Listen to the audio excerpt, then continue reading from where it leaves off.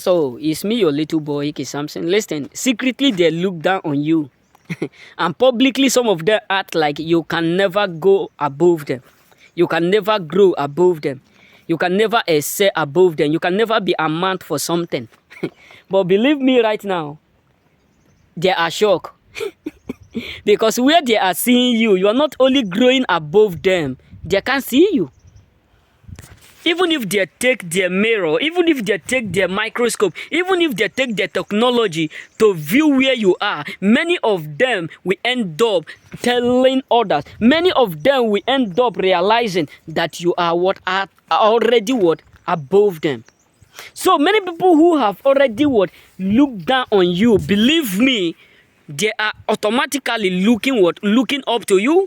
Many people up there who have rejected you, abandoned you, who never believe that a day will come where you start to do something unique. A day will come where you start to excel. A day will come where you start to progress, even much more than the way you started. Many of them never believe that job you started with little capital. Many of them never believe that relationship you involve yourself will end up become something marvelous. Many of them never believe that a day will come in your life where they will never be able to do competition with you.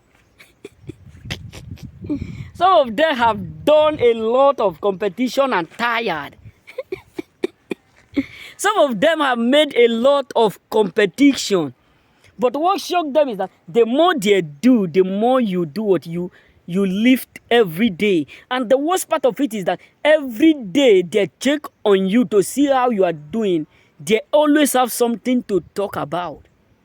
Because where you are last night, where you are yesterday, where you are last week, last 2 weeks, it's not the same place you are right now. It's not the same place they are seeing you. Many of them have fully believed that you will never be able to move an inch without them. This is what they used to tell me when I was in my former place. One of my friends used to tell me, without me, you can't get job, and nobody will employ you. Nobody will help you to look for, nobody will give you job. You can't be able to work. You can't be able to do nothing. And some of my friends will go on my behalf and be telling people who promise to help me. They'll just be telling that Samson is too small. Samson cannot work. And Samson cannot be able to do anything. Why? Because they are envy of the fact that many people love me. Because sometimes that is why you need to understand when you have this spirit of a choosing. When God chooses you, you must be prepared to face trials in all angles. Even your brothers, even your sisters, even your cousins, even people whom you trust the most will end up hurting you. Just believe me. That's why I always tell us this word: be courageous, be bold as a lion, as a choosing. Because if you are not prepared, you know that you are a choosing, but you are not prepared for obstacles. You are not prepared for garbages. You are not prepared for failure. My brother, it will hurt you.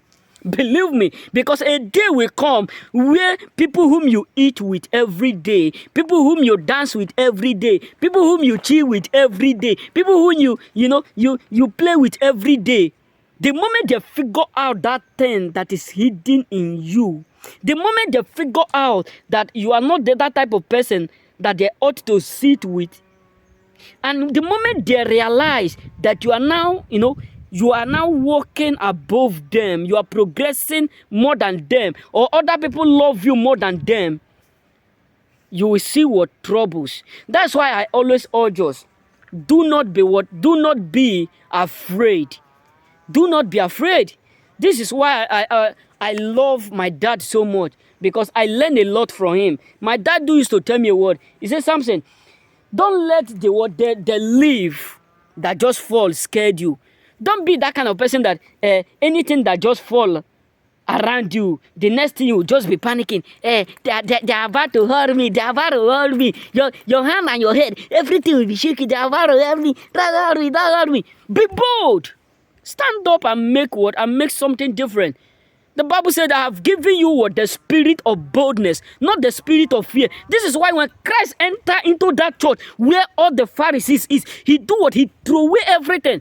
People were saying, Christ is rude. It's not rude. That is the boldness to tell them the truth.